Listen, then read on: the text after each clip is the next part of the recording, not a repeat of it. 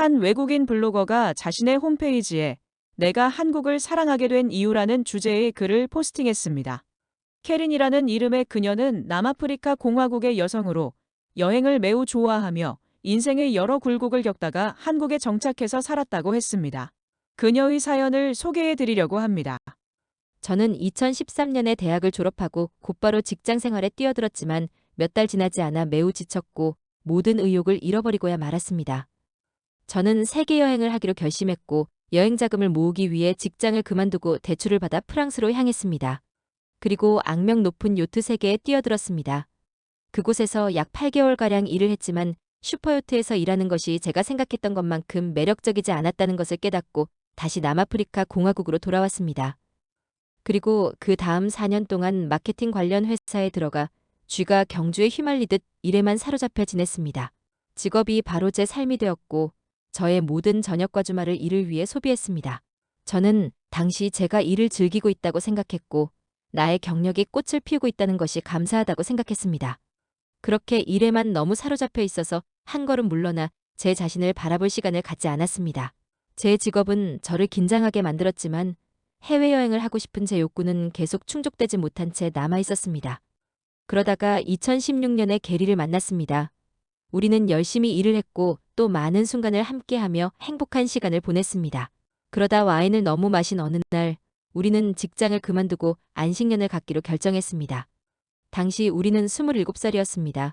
대부분의 친구들이 결혼을 하고 집을 사는 동안 우리는 모든 것을 팔고 짐을 쌌습니다. 초기 계획은 지중해 시즌을 위해 슈퍼요트에서 일하며 여행 비용을 절약하는 것이었습니다.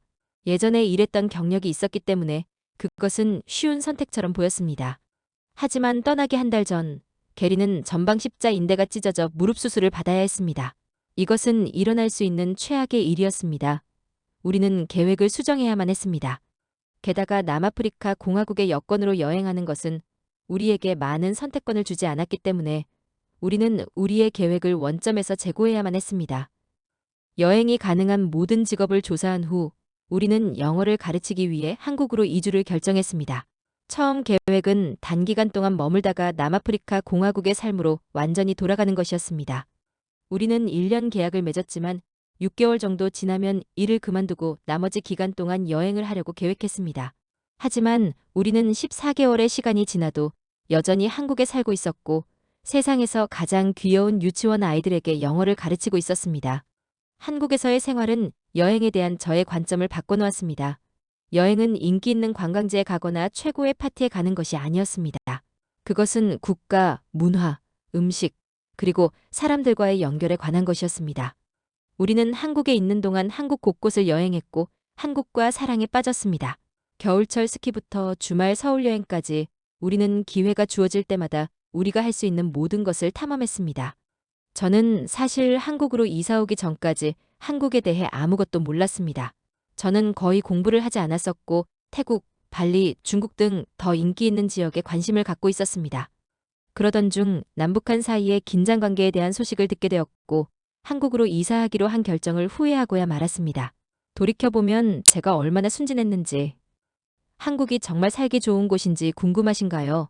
제가 어째서 한국을 그토록 사랑하게 되었는지 그 이유에 대해 자세히 설명해 드리겠습니다.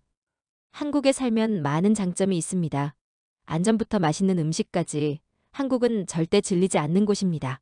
만약 여러분이 한국 여행 일정을 계획하고 있다면 여러분은 왜 한국이 아시아에서 가장 방문하기 좋은 나라들 중 하나인지 금방 깨닫게 될 것입니다. 첫째는 효율성입니다. 제가 한국에 살면서 가장 좋아하는 것 중 하나는 모든 것이 잘 작동되고 있다는 것입니다. 사람들은 제 시간에 도착하고 회의에 늦지 않으며 일을 제때에 끝냅니다. 우편 서비스는 믿을 수 없을 정도로 빠르고 경찰서에도 매우 편안하게 갈 수 있으며 다른 모든 공공 서비스가 매우 효율적으로 관리되고 있습니다. 이메일을 보내면 사람들은 몇 시간 내에 응답해주고 전기, 교통 등 모든 인프라에 문제가 전혀 없습니다. 둘째는 안전입니다.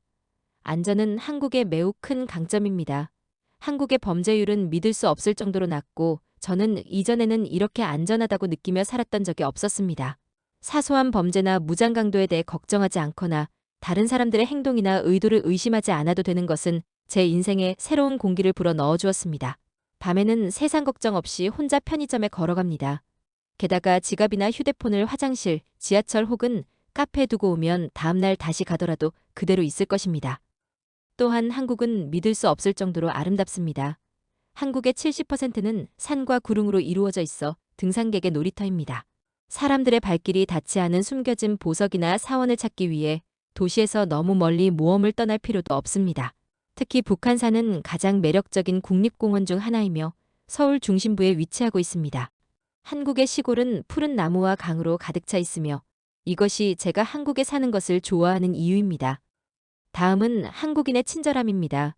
저는 한국에 살면서 매우 친절하고 배려심이 깊은 많은 한국인들을 만났습니다. 여기에는 바쁜 하루 중 사심없이 시간을 내어 낯선 사람을 돕는 사람들도 포함되어 있습니다. 동료, 지역 우체국, 경찰서, 심지어 식당의 직원까지 매우 인내심이 있으며 어떤 일이든 돕기 위해 최선을 다합니다. 대가를 바라지 않는 한국 문화에 내재된 친절함은 결코 잊지 못할 것이며 한국에서의 삶을 더 좋게 만들었습니다.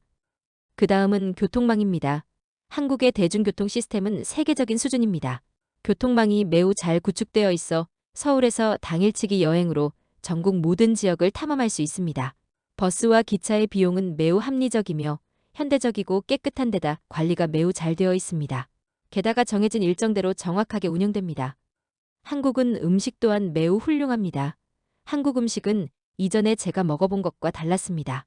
처음에는 쌀과 돼지고기를 너무 많이 먹는 문화에 익숙하지 않았기 때문에 충격을 받기도 했습니다.